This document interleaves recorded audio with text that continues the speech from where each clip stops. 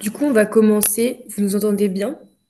Je mets peut-être un message dans le chat si vous êtes, ou nous dire sur votre micro si vous nous entendez Mm. bien. Ok. Merci. Merci, Émilie. Du coup, on va se présenter. Donc, moi, je m'appelle Miléana. Je suis l'ambassadrice de la majeure Affaires publiques en Europe. Donc, je suis en quatrième année à Sciences Po et je suis à Sciences Po Lille depuis la première année. Donc, comme vous, j'ai fait la lettre de motivation l'année dernière quand j'étais en troisième année. Et puis, voilà. Moi, du coup, c'est Ilona et je suis rentrée cette année en master à Sciences Po, donc je suis une entrée directe. J'ai fait 3 ans de classe préparatoire aux grandes écoles littéraires avant, donc voilà. Du coup, pour vous présenter un peu plus la majeure affaires publiques en Europe, donc c'est vraiment un master qui est centré sur l'Union européenne. On a beaucoup de cours en lien avec les politiques européennes, donc que ce soit les politiques économiques européennes. On a eu des profs qui sont venus de la Commission pour nous faire cours au premier semestre. On a aussi des cours un peu plus centrés sur le privé, donc par exemple des cours sur les pratiques du lobbying. Donc c'est assez large et beaucoup de droits aussi de l'Union européenne, donc du droit de la concurrence ou par exemple du droit de la citoyenneté. Donc ça, c'est vraiment le concret du master par rapport aux cours qu'on a. Et après, par rapport aux débouchés, Du coup, les débouchés sont assez larges. Même nous, on n'a pas forcément idée de la variété de métiers qu'on peut faire après, mais on peut travailler dans la fonction publique, donc fonction publique européenne, dans le Parlement, la Commission ou les conseils. Ou alors dans le secteur privé, et ça c'est un secteur qui est très très large en fait, et donc on peut faire du lobbying, donc de la représentation d'intérêts, on peut aussi faire du conseil, c'est très très large en fait. moi je trouve que c'est un des masters qui a le plus de débouchés et d'opportunités possibles quand on en sort parce que ça nous permet à la fois de travailler en France, à l'étranger, de travailler dans des entreprises, donc dans le secteur privé, puis aussi dans des ONG si on veut représenter, faire de la plaidoirie Mm. auprès de l'Union européenne, faire de la diplomatie. Enfin, c'est vraiment très large et sur les alumni qu'on a pu rencontrer, enfin, il y a vraiment une variété Ouais. de possibilités après. Donc voilà, c'est assez large. Et je pense aussi le plus de ce master par rapport à d'autres, c'est que il est très professionnalisant parce que par rapport à d'autres masters comme SIG ou PhD, il y a beaucoup plus d'intervenants qui vont venir directement nous faire des cours, des intervenants de Bruxelles, par exemple, vu que c'est à côté, et qui vont venir, qui travaillent directement à la Commission européenne ou même des lobbyistes, comme je disais tout à l'heure. Donc c'est vraiment un master qui nous permet d'avoir directement contact avec des personnes qui travaillent Mm. dans les institutions. Et ça, je trouve que c'est vraiment le plus du master en vrai par Ouais. rapport à d'autres. Et après, pour vous parler un peu de la sélection un peu du master, donc moi, je l'ai vécu l'année dernière.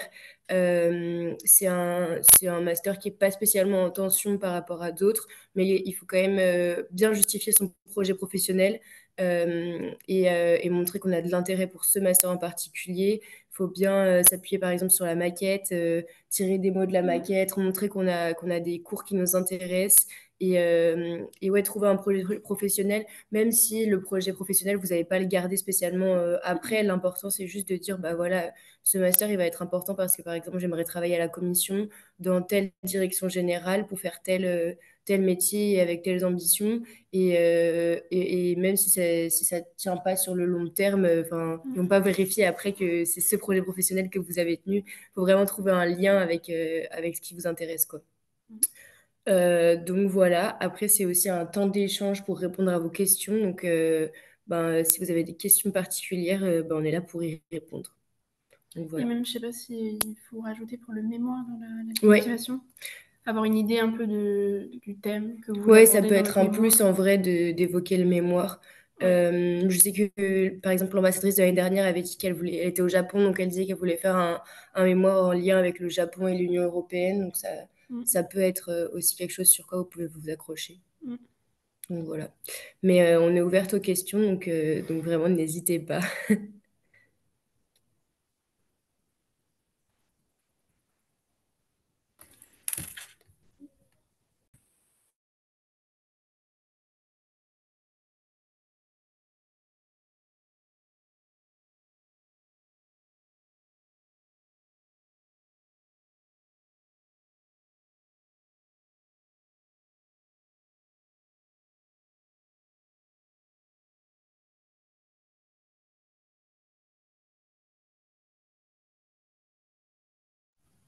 Tu veux répondre avant? Ouais, bah vas-y, je vais répondre à la question du coup de Mathis. Quel a été votre parcours avant de rentrer en APU?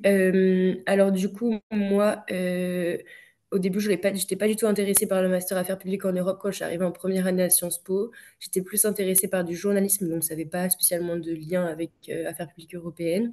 Donc j'ai fait un stage dans la communication au ministère de l'Intérieur, donc ça n'a rien à voir.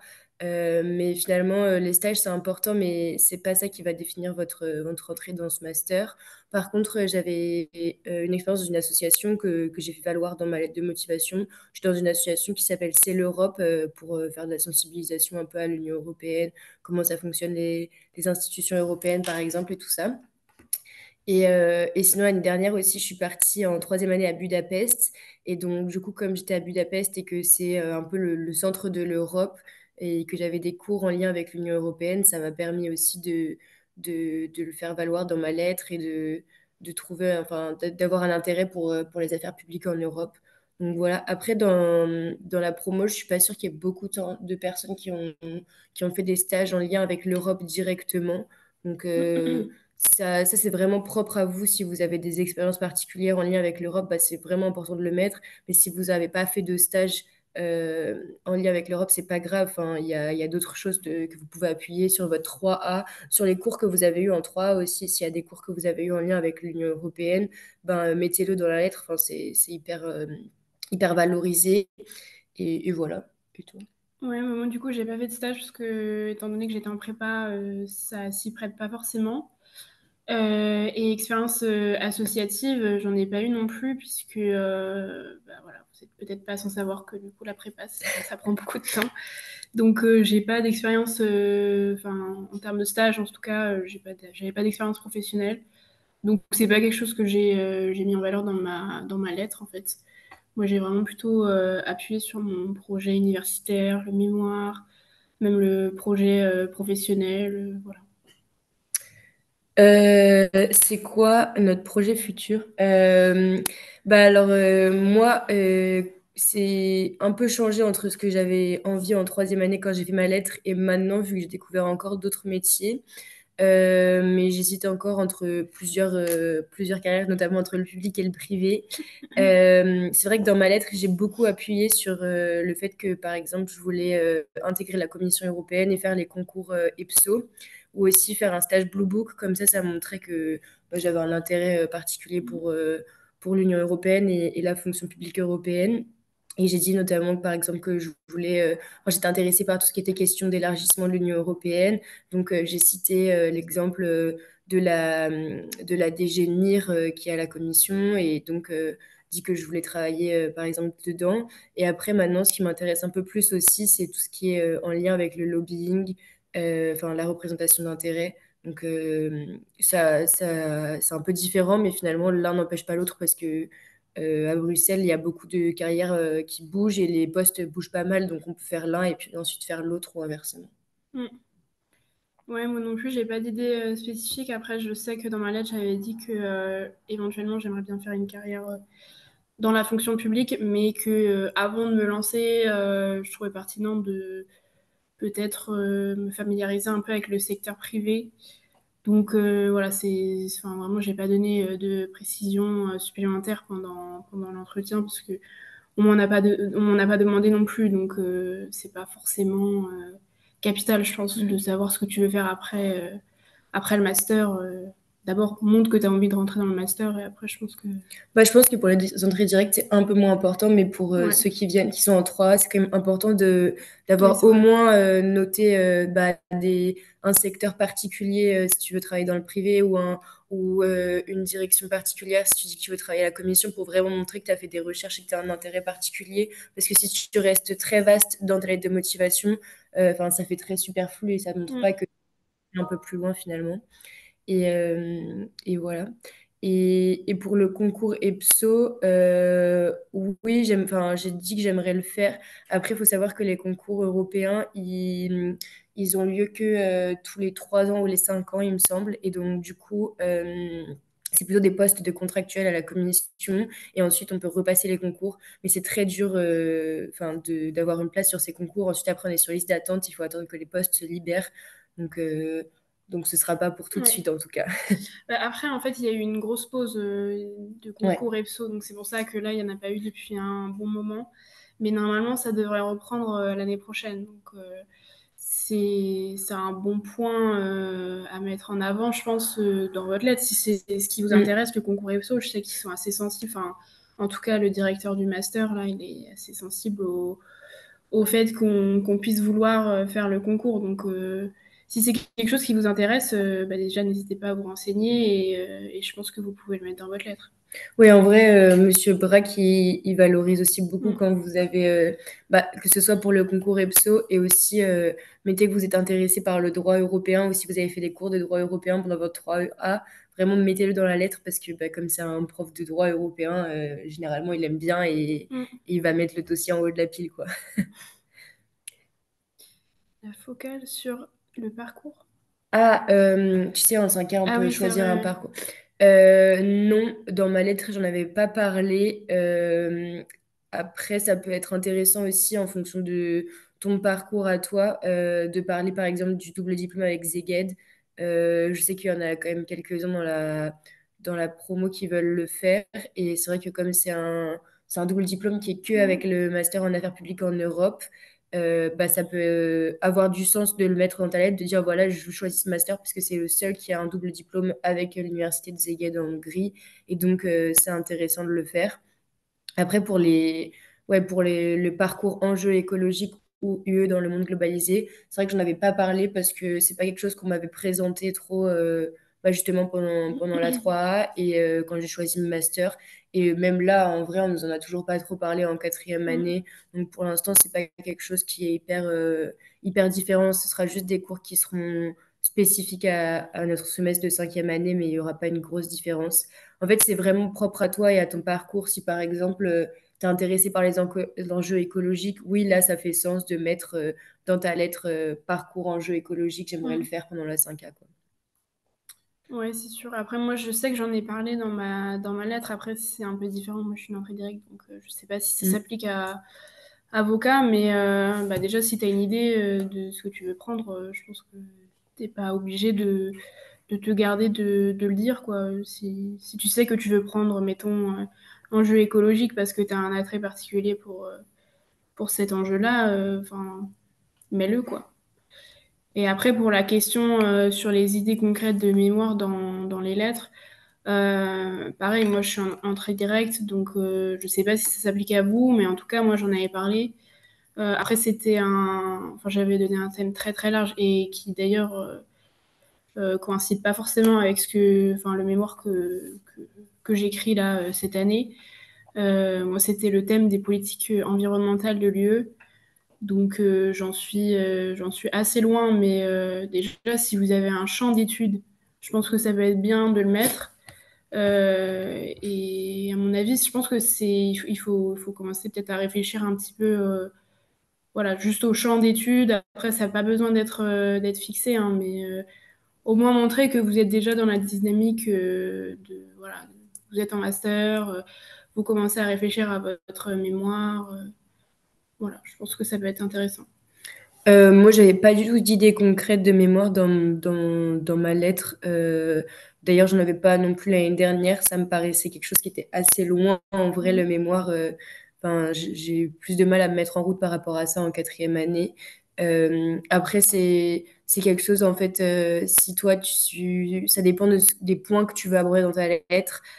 Si ça te paraît pertinent dans ton parcours de mettre que, par exemple, tu es en troisième année dans tel pays, et donc du coup, que tu voudrais faire un mémoire en rapport avec les liens entre l'Union européenne et ce pays, ça peut être intéressant. Après, comme je disais tout à l'heure, si ça change en cours de route et que finalement, quand tu arrives en quatrième année en master affaires publiques européennes, tu te rends compte que c'est pas la mémoire que tu vas faire, alors c'est pas grave. Faut juste mettre le plus de chances de votre côté si c'est votre premier vœu et appuyer sur tout ce qui vous intéresse en lien avec l'Union européenne, que ce soit vos projets associatifs, que ce soit les cours que vous avez eus en 3, même la ville où vous étiez en 3, si c'était en Europe. Vraiment, mettez le plus d'expérience en lien avec l'Europe possible dans votre lettre pour valoriser. Et faites aussi le lien avec le master. N'hésitez pas aussi à regarder la plaquette sur le site de Sciences Po. quand vous allez sur la plaquette, en fait, il y a une description un peu du master et vous pouvez reprendre certaines expressions ou certains mots pour les mettre dans votre lettre et montrer aussi que, ben, par exemple, tel cours pratique du lobbying, il m'intéresse vraiment et c'est pour ça que je voudrais faire ce master-là. Enfin, voilà. Mm. Et après, question suivante sur le concours EPSO. Concernant la prépa au grand concours, la prépa au grand concours, c'est plutôt pour les concours de la haute fonction publique, mais nationale, il me semble. Oui, oui, c'est ça. Donc, concours EPSO, enfin, en fait, le concours EPSO, c'est assez particulier. C'est pas vraiment. C'est des modalités assez particulières d'évaluation.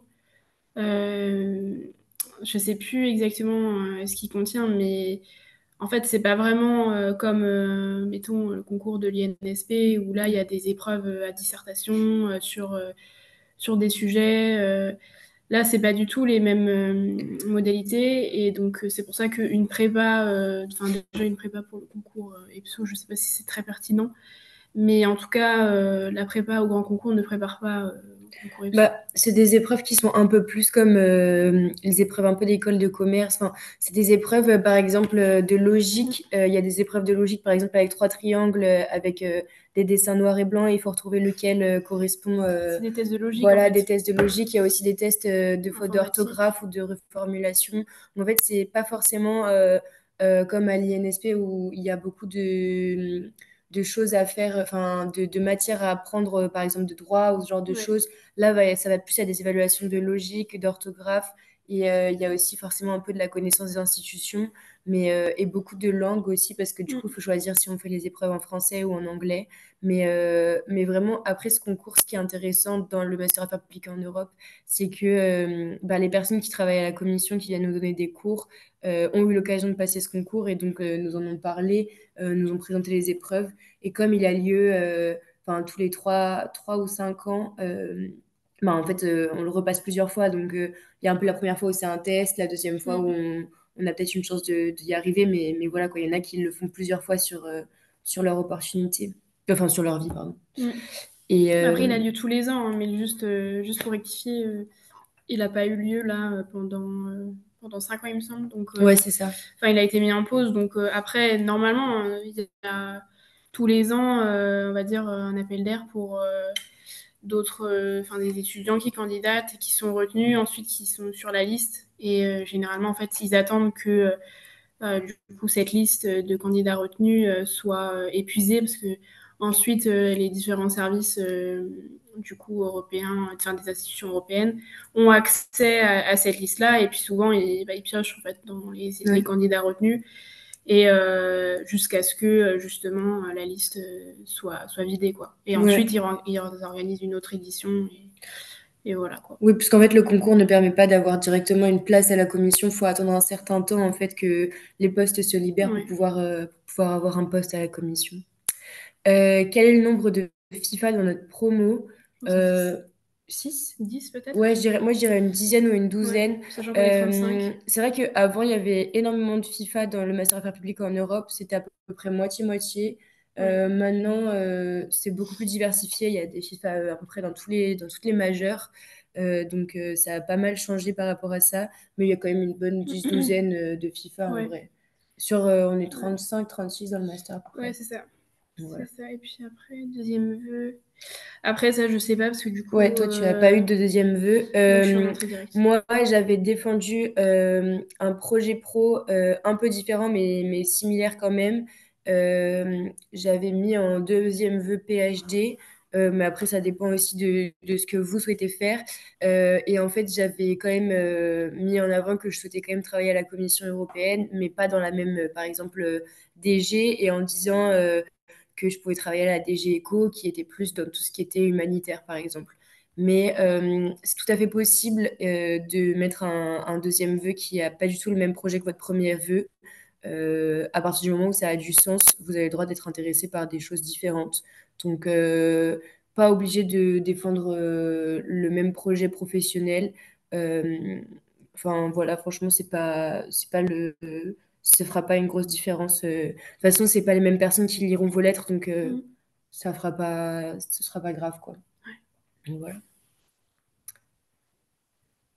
Mais n'hésitez pas en vrai pour les questions. Mm. Enfin, surtout si vous avez des questions par rapport aux lettres aussi, c'est vraiment l'occasion, donc n'hésitez pas. Et si on n'a pas été assez précise sur un point, n'hésitez pas à relancer. Bah, les cours avec les professionnels, oui quand même, parce que là, par exemple, au premier semestre, sur les cinq, non, on en avait quatre cours obligatoires, du coup, je pense que vous pouvez avoir accès à la maquette pédagogique du coup du master mise à jour. Sur les quatre cours obligatoires, on en avait deux avec des intervenants extérieurs.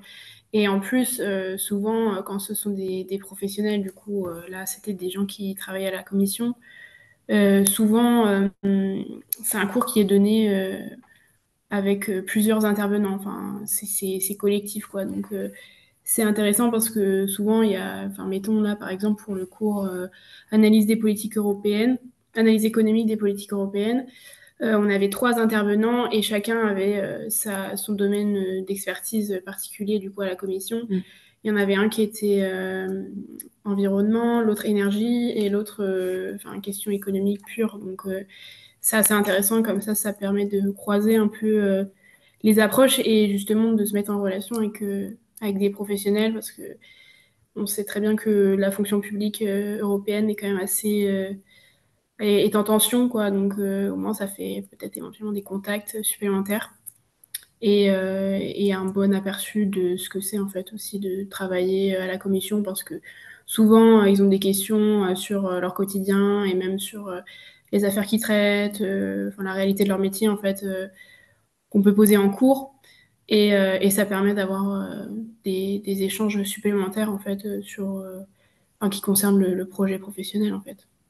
Oui, et puis c'est vrai qu'en plus, à la fin, en général, à la fin du semestre, ces professeurs-là prennent aussi le dernier cours pour parler de leur parcours, pour parler un peu de comment ça se passe leur métier à la commission.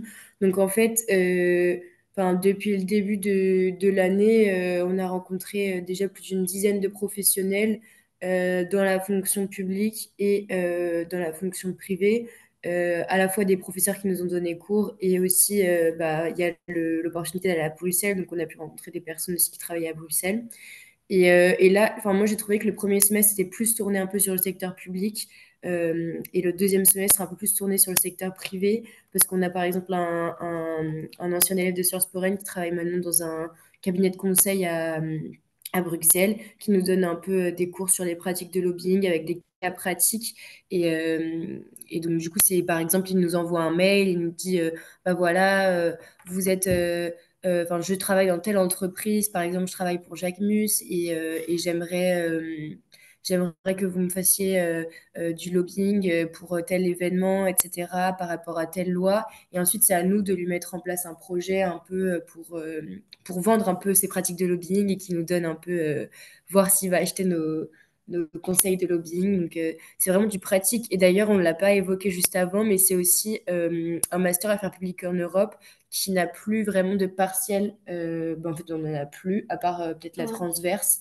Et donc, en fait, c'est vraiment du concret, du pratique. On n'a plus de cours à apprendre par cœur. En fait, on est loin de la première et de la deuxième année ou même de la prépa où on apprend tout comme avant. Et donc, c'est vraiment plus concret face à du droit, face à des matières, beaucoup de Mm. rendus et beaucoup d'essais, d'exposés encore. Donc, voilà. Après, c'est le cas dans pas mal de masters où il y a de moins en moins de partiels. Après, Ouais, ça s'applique pas forcément à tous. à la majeure AP, par exemple, Mm. où là, eux, ils ont vraiment des partiels. Mais non, c'est beaucoup plus de contrôle continu. Enfin, c'est même quasiment essentiellement du contrôle continu. Donc vous aurez des rendus et des exposés et ce sera à peu près tout, quoi.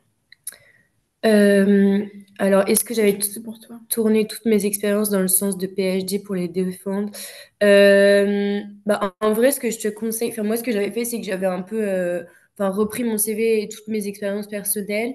J'avais mis un peu d'un côté celle qui était en lien avec le master PhD, un peu d'un côté celle qui était en lien avec le master affaires publiques en Europe. Et puis, ben, au bout, j'avais trouvé un peu des projets pour les deux. Et donc, j'avais relié, enfin, j'avais essayé de trouver Mm. un fil rouge qui permettait de relier mes deux projets professionnels.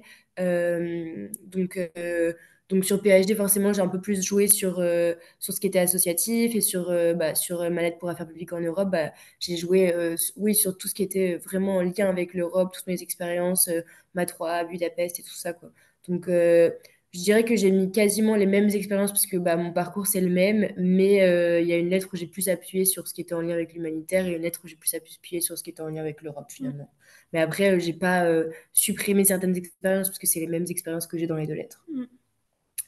Après, pour la question sur la rédaction de la lettre de motivation, moi, je ne l'ai pas fait relire aux ambassadeurs parce que enfin, je les connaissais pas. Donc, puis, enfin, en tant qu'entrée directe, j'ai pas forcément de contact avec ces personnes-là. Donc, j'ai pas fait ça. Par contre, je l'ai fait relire par des professeurs de prépa, du coup.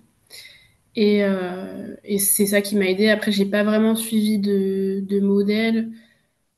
Souvent, après, une lettre de motivation, enfin, ça dépend comment tu l'organises, mais généralement, tu as une accroche au moins.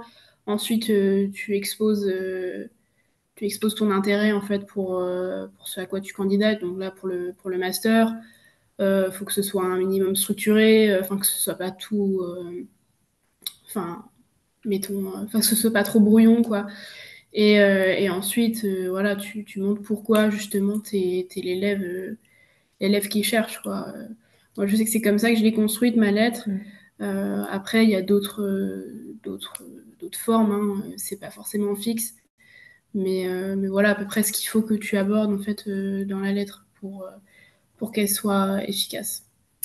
Moi non plus, j'avais pas fait relire aux ambassadeurs. Enfin, je l'avais fait relire, forcément, c'est important de faire relire sa lettre à des proches ou à des profs, mais je l'avais pas fait relire auprès des ambassadeurs. Par contre, j'avais bien noté leurs conseils du projet pro, enfin tout ça. C'est vrai que moi, sur le modèle, un peu comme toi, au début, j'avais fait un peu tout ce qui était parcours académique, donc par exemple, les cours que j'avais eu en 3A. Ensuite, j'avais parlé un peu de mon parcours associatif et j'avais relié un peu comment mon parcours associatif et académique m'avait mené jusqu'au master APEU. Et à la fin, j'avais dit, voilà, c'est ce master qui est intéressant parce que j'aimerais faire tel projet professionnel et c'est ce master qui me permettra Mm. enfin, d'aller au bout de mes ambitions professionnelles et pas un autre, quoi. Mm. Donc après, niveau modèle, faut quand même être un peu original aussi, mais bien suivre quand même. Après, une lettre de motivation, c'est toujours un peu la même chose, quoi. Ouais. Enfin, Euh, juste, c'est dans l'accroche, quoi, ouais, voilà. qu'il faut essayer de se démarquer. Ouais, mais enfin, moi je dis pour mettre vraiment le plus de chances de son côté, c'est d'avoir aussi un peu un fil rouge dans votre lettre sur votre projet pro ou Mm. sur votre mémoire. Enfin, trouver quelque chose qui finalement relie soit toutes vos expériences enfin, personnelles, associatives ou pro. Enfin, voilà. Donc, et en vrai, tout peut être intéressant et relié à l'Union européenne ou relié à ce que des choses que ça vous a appris même que ce soit un job étudiant, que ce soit une association que vous pensez était peut-être moins intéressante, une Mm. conférence à laquelle vous êtes allé qui vous a marqué. Enfin, vraiment, faut Ouais. pas renier certaines expériences que vous avez eues. Tout peut être intéressant dans la lettre et peut vous démarquer un peu des autres, quoi. Et après, concernant la transverse, on est tous les deux dans la transverse Asie-Moyen-Orient. Ouais. Et donc, oui, on a en semestre 1, en 5A, on continue d'avoir la transverse. Après, ça s'arrête du coup parce que en S4 du master, on est tous en stage. Ouais. Donc, voilà. Après, les transverses, ça vous sera présenté plus précisément à la rentrée quand vous arriverez en master. Mm. Et de toute façon, enfin, c'est un peu un plus. C'est vraiment un cours, par exemple, qui permet de compléter s'il y a d'autres masters qui vous intéressaient et tout ça. Je sais que pour ceux qui sont intéressés par l'écologie, il y a la master sur l'environnement, enfin la transverse sur Ouais. l'environnement. Donc, il y en a vraiment plusieurs. Après, les modalités d'évaluation ne sont pas forcément les mêmes, les cours non plus. Donc, voilà. Mais après, il y a les plaquettes aussi, c'est marqué sur le site de Sciences Po. Vous pouvez regarder Mm. les différentes transverses qu'il y a. Et ça dure oui, du début de la 4e année jusqu'à la fin du premier semestre de 5e année. Mm. Voilà. Je sais pas s'il y a d'autres. Non, il n'y a pas d'autres questions pour l'instant. Ok. N'hésitez pas en tout cas pour les questions.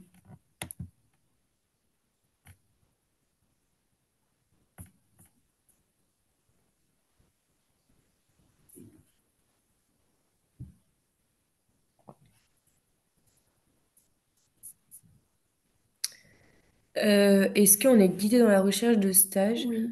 Alors, Oui. on a quand même un accompagnement. Enfin, déjà, je sais pas si vous avez tous eu l'occasion de parcourir un peu la maquette, mais on a tous, qu'importe le master, un accompagnement professionnel voilà, qui est dispensé par des intervenants extérieurs souvent pour nous aider à construire le projet professionnel. Alors, par exemple, en S1, du coup, dans notre master, là, on a des conférences, en fait, découvrir les métiers de l'Europe. Donc, à chaque fois, en fait, c'est des invités, enfin des alumni, du coup, et qui viennent présenter leur métier. Et ensuite, on fait des ateliers, mettons, ateliers, rédaction de CV, parce que souvent, eux, en général, quand même, ce sont des gens qui ont l'occasion de, d'avoir pas mal de CV, d'en traiter et d'en accepter ou d'en refuser, enfin des gens du coup. Donc c'est intéressant d'avoir leur point de vue parce que du coup ils sont professionnels du secteur. Et après, sinon, en S2, là, on a surtout enfin, un accompagnement, insertion pro, rédaction de lettres, réponse à des offres, enfin, une appel d'offres, etc. Et après, en master, enfin, du coup, en deuxième année de master, là, on est accompagné pour trouver notre stage. Et généralement, quand même, si, mettons, un élève ne trouve pas de stage par lui-même, il y a le service insertion pro qui est là pour l'aider à trouver un stage. Enfin, c'est rare que, enfin, ça n'arrive même en fait pas qu'il y ait un élève qui n'ait pas de stage du coup, en S4 du master, quoi. Moi, pour avoir parlé pas mal avec les cinquièmes années et en connaître quelques-uns, la plupart des gens trouvent facilement des stages directement en sortant du master affaires publiques en Europe.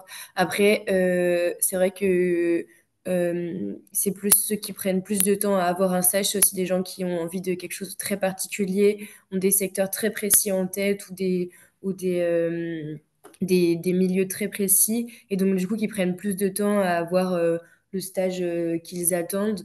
Mais franchement, tous les 5 cas du master ont un stage. Enfin, par exemple, ma marraine du master APEU, elle est actuellement à Londres dans Business France, enfin, à Londres. Et donc, du coup, enfin, il y a vraiment de très bons stages. Après, on ne rentre pas directement dans les commissions aussi.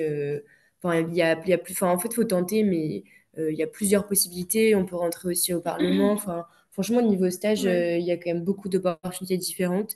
Donc voilà. Après, enfin, peut-être rappeler quand même que si vous voulez faire un book ou le stage Schumann, du coup, au Parlement, Mm. souvent, ils proposent évidemment des stages, mais souvent, ça coïncide pas forcément avec les dates qu'on a, nous, pour faire nos stages. En fait, souvent, ça commence en mars, à la commission, par exemple, et nous, on doit avoir un stage en janvier, quoi. Donc, si vous projetez de faire, enfin moi c'est ce que je voulais faire à un moment, de faire du coup mes 6 mois de stage dans les institutions européennes. Enfin si on passe par la voie un peu classique, donc Blue Book ou stage Schumann du coup, des fois ça coïncide pas forcément avec nos dates. Donc c'est peut-être quelque chose à avoir en tête. Après rien ne vous empêche de après le master ou même en césure de candidater et faire ces stages-là quoi. Oui, puis après, il faut savoir, ah bon, le Blue Book, c'est intéressant aussi de le mettre, que ce soit le Blue Book, c'est le service de stage à la Commission européenne, et l'équivalent au Parlement européen, c'est le programme Schuman. Et c'est des stages qui sont assez difficiles à obtenir quand on sort directement d'études parce qu'on est en concurrence avec des étudiants tous les États membres de l'Union européenne. Mais c'est des stages qui, une fois qu'on est dedans, nous ouvrent énormément de portes. Donc souvent, on ne les a pas directement après la fin d'études, mais on les a l'année suivante, donc juste après le master, ou bien l'année encore d'après. Donc voilà, c'est des stages qui en plus ont une candidature assez longue, à la fois un dossier sur Internet, des épreuves, etc. Mais c'est des très bonnes expériences. Après, souvent, la plupart des gens que je connais le font pas directement dans les commissions tout de suite ou dans le Parlement, mais rentre soit par d'abord un stage en milieu politique, ou alors un stage dans des cabinets de conseil, ou enfin franchement il y a plein de possibilités différentes. Et après, sur la question, en tant que FIFE, est-ce que c'est pas un désavantage pour avoir accès à ces ateliers pour les stages? Non, je pense pas, parce que en vrai, c'est des ateliers qui sont quand même assez basiques dans le sens où tu peux aussi les avoir sur des formations en ligne ou sur d'autres choses. C'est des ateliers sur Mm. enfin, la rédaction de CV, les lettres de motivation. Donc, c'est pas du tout un désavantage, je pense, pour pouvoir trouver un stage. D'autant plus qu'on a quand même aussi l'outil de la plateforme Alumni et l'outil ouais, du réseau, en fait. Enfin, je ne sais pas si vous avez déjà essayé de contacter, par exemple, des anciens étudiants de Sciences Po, mais c'est assez facile de contacter des anciens étudiants et pouvoir discuter avec eux de leur métier. Donc, d'avoir accès à des stages en contactant directement sur LinkedIn ou sur la Ouais, plateforme Alumni, quoi. ouais, ouais, ouais. Quels sont les sujets de vos mémoires? Ah, bah, vas-y, toi. Moi, je travaille sur le glyphosate en Union européenne. Et moi, alors c'est pas tout à fait directement lié aux affaires publiques européennes. Il faut aussi savoir que les mémoires sont pas forcément liées directement aux thématiques de vos masters. Il y en a qui font sur, par exemple, l'obésité dans ma classe, alors que c'est pas du tout en lien avec notre master. Mais moi, je travaille sur l'éducation en Bosnie-Herzégovine et l'impact de l'éducation pour la réconciliation dans le pays. Donc voilà.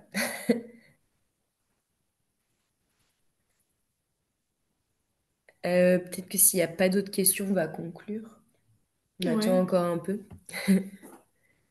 En tout cas, moi, enfin, en tout cas, ce que j'aurais aimé qu'on me dise quand j'étais à votre place en troisième année, c'est vraiment d'avoir une lettre de motivation, enfin, de la plus professionnalisante possible, de bien avoir un projet professionnel au bout, même si c'est un professionnel un peu pipeau qui ne tiendra pas l'année suivante. Enfin, c'est bien montrer qu'on a cherché des intérêts dans le master et cherché des intérêts aussi dans les institutions européennes, avoir des idées concrètes. Et, euh, et voilà, et que c'est vraiment, oui, c'était bien mon VEA à PAU. Et c'était mon premier choix. Toi aussi, c'était ton premier choix vu que tu étais en entrée directe. ouais, moi j'avais que en eux, donc.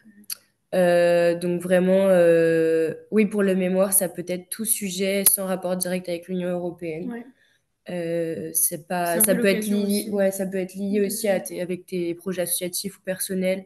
Donc vraiment, il n'y a pas de Oui, limitation ou de juste barrière par si rapport à ça. c'est un sujet qui t'intéresse globalement, enfin, il n'y a pas forcément de restriction. Après, c'est Ouais, juste pour toi de trouver un directeur ou une directrice de mémoire qui va pouvoir t'encadrer, quoi. Après, il y a des gens qui font sur des sujets assez variés. Ils ont réussi à mener enfin, ce projet à bien parce qu'il y a quelqu'un qui veut bien les encadrer.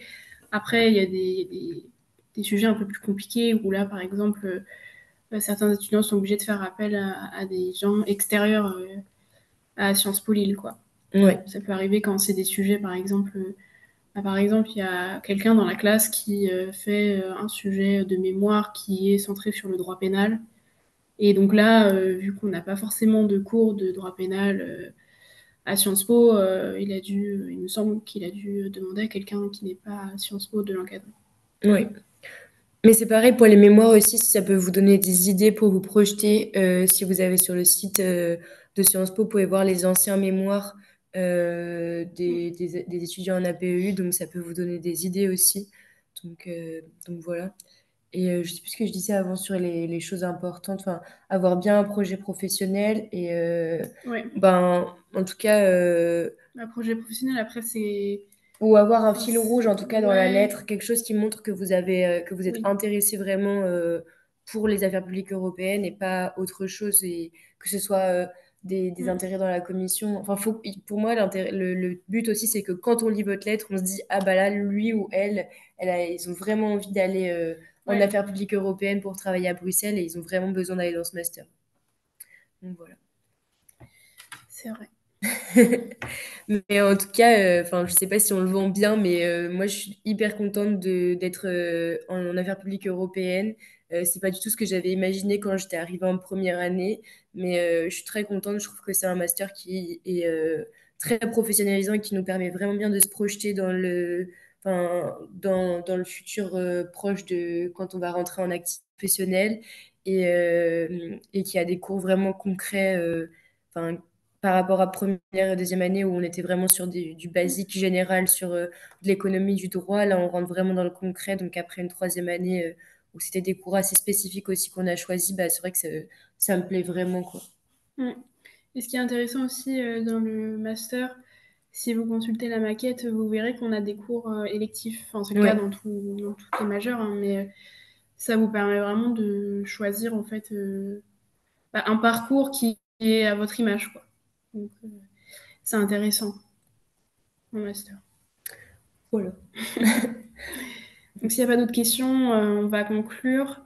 Et si vous avez, bah, mettons, des questions qui vous viennent à l'esprit, ou même si vous connaissez des gens qui sont intéressés mais qui n'ont pas pu venir sur le webinaire, mais qui ont des questions encore, même après celles qui ont été posées là ce matin, n'hésitez pas à leur dire de nous contacter par mail. On a du coup notre, notre adresse, c'est ambassadeur.apu, je crois, Ouais. @sciencespo Lille.eu. -lille.eu. Mais Voilà. de toute façon, vous pouvez la retrouver directement en tapant aussi Oui. ambassadeur Sciences Po Lille et vous avez toutes les adresses des différents ambassadeurs. Donc vraiment, n'hésitez pas par rapport à ça à nous contacter, puisque après, on peut aussi vous donner nos contacts personnels, réagir un peu. Enfin, si vous avez des Mm. questions vraiment précises sur les lettres ou voilà, n'hésitez vraiment pas. Avec plaisir qu'on y répondra. C'est aussi notre rôle en tant qu'ambassadrice. Voilà, bah, en tout cas, on espère qu'on aura répondu déjà à une grosse partie de vos questions. Et puis, bah, profitez bien de la fin de votre troisième année à l'étranger. Au revoir. Au revoir.